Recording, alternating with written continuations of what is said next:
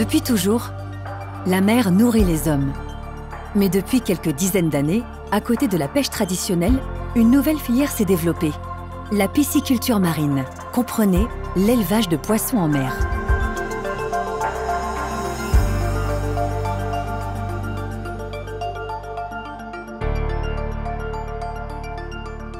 En France, la pisciculture marine compte aujourd'hui une quinzaine d'entreprises. La filière produit chaque année sur nos côtes environ 5000 tonnes de poissons, répartis en 7 espèces. En pisciculture, les poissons naissent dans une écloserie. Les petits œufs éclosent ici pour devenir des alevins, c'est-à-dire de jeunes poissons. Le savoir-faire des écloseries françaises est internationalement reconnu, à tel point que la majorité des alevins produits sur le territoire grandissent hors de nos frontières.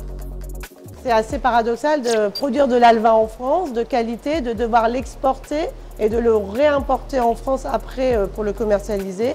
Dans l'actualité politique aujourd'hui sur la souveraineté alimentaire, sur la défense du bilan carbone, c'est un peu paradoxal d'avoir cette situation.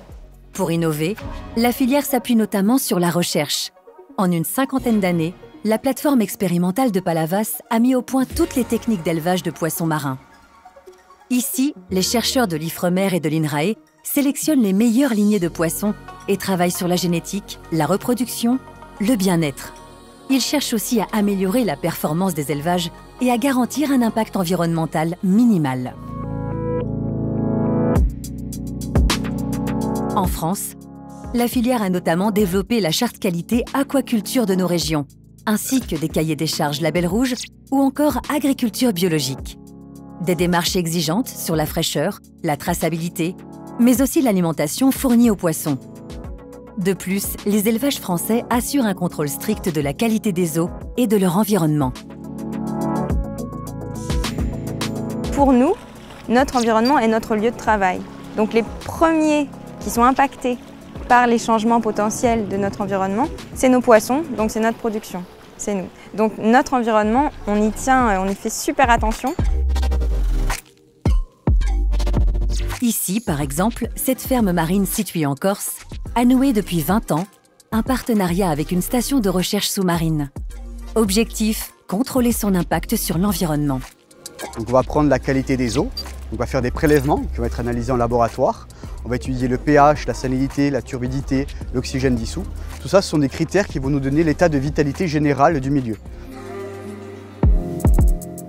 Nos résultats montrent vraiment, ici par exemple, qu'il y a une très bonne qualité du milieu, à proximité immédiate des cages. Et aussi on retrouve bien sûr dans les poissons cette bonne qualité aussi.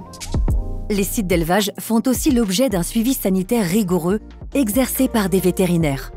Ils travaillent à la prévention des maladies via par exemple des mesures de biosécurité ou par la vaccination des poissons.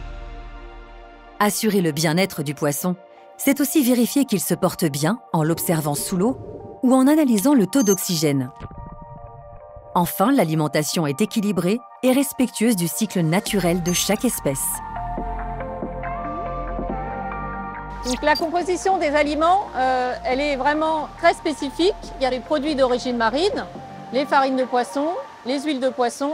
Et il y a aussi des matières d'origine végétale, des céréales et enfin des vitamines et des minéraux. On était sur 40 à 50% de farine de poisson il y a 20 ans. Aujourd'hui, par exemple, sur un aliment dorade, on est à 20%.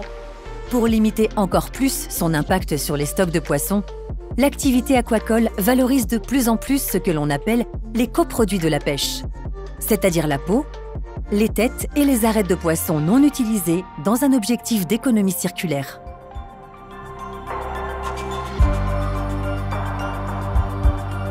Forte de son savoir-faire et de ses méthodes de production exigeantes, la filière marine est convaincue que le développement de la production locale de poissons serait une chance pour notre territoire.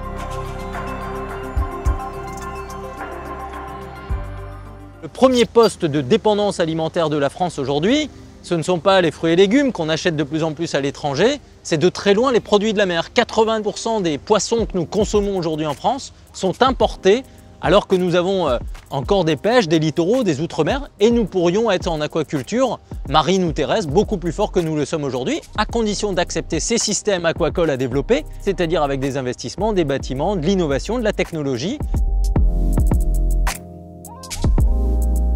L'aquaculture française est un modèle de référence. Grâce aux chercheurs, aux producteurs, aux services de l'État et des collectivités, elle a su entreprendre le développement d'un modèle vertueux sur ces systèmes de production, pour le plus grand bénéfice des consommateurs, bien sûr, mais aussi de notre environnement. Il appartient à tout le monde aujourd'hui d'éclairer les esprits sur nos métiers, sur nos valeurs, sur la qualité de notre aquaculture marine française, grâce à laquelle nous consommons des produits bien tracés, élevés en proximité et qui rivalisent avec les meilleurs produits du marché, notamment les produits sauvages. Alors si la France veut prendre la place légitime qui lui revient dans ce secteur, il est grand temps de soutenir fortement la production nationale. C'est un défi pour chacun, alors ensemble, relevons ce défi.